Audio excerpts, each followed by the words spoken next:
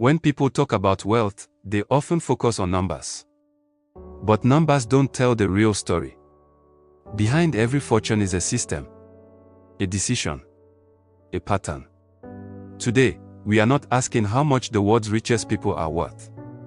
We are asking a far more important question. How did they become rich, and why do their paths look so different across the world, Africa, and South Africa? Global wealth is built by owning platforms, not by selling hours. Let's begin at the global level.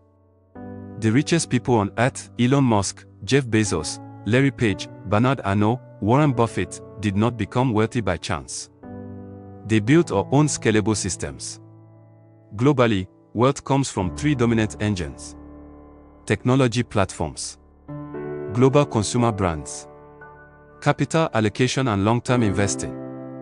These businesses scale across borders, across time, and across generations. Elon Musk owns platforms that shape the future: electric vehicles, space infrastructure, artificial intelligence. Jeff Bezos didn't sell products, he built logistics and cloud infrastructure for the world. Bernard Arnault understood something profound: luxury is not fashion, it is pricing power and brand psychology. In Africa, wealth comes from solving basic problems at massive scale. Now let's shift to Africa, a continent rich in resources, but constrained by infrastructure. Africa's wealth story is different. Not because of lack of intelligence, but because of economic structure. Africa's richest individuals built wealth by controlling essentials: cement, sugar, oil, telecommunications, construction. These are industries that grow because infrastructure is scarce. Aliko Dangote didn't build an app. He built factories. He asked a simple question: what does Africa import that it should produce itself? And then he built monopolistic scale around that answer.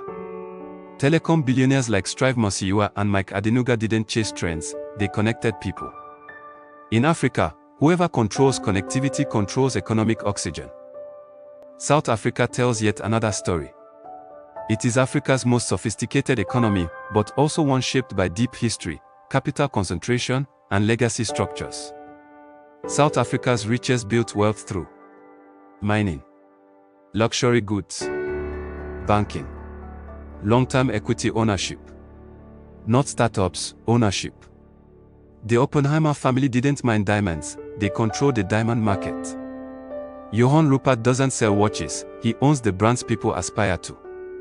Patrice Motsepe understood mining rights, policy, and timing, not speculation.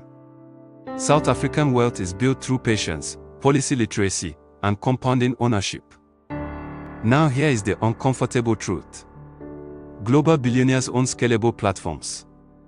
African billionaires control industrial choke points.